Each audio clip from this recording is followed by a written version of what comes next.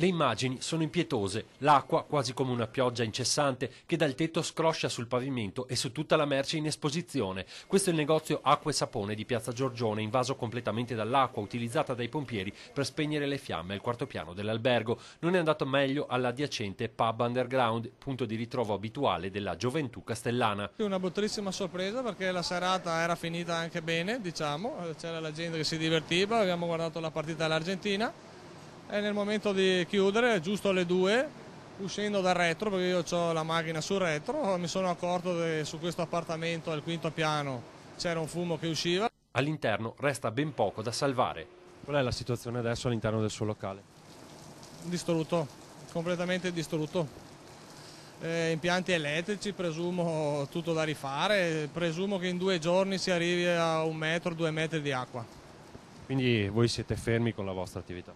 Sì, ci hanno reso inagibile il locale, adesso saranno i periti a controllare, vedere quando ci sarà l'agibilità. Noi partiamo subito qui i lavori perché la nostra promessa è di riaprire prima possibile, dare la possibilità ai giovani di ritrovarsi qua e speriamo per la finale del mondiale, speriamo. Non è andata bene nemmeno all'agenzia immobiliare Iris, anche qui l'acqua penetrata dal soffitto ha creato non pochi problemi, c'è invece chi, per questione di poco, si è salvato. I vigili alle 10 ci hanno dato il permesso di entrare, noi siamo entrati.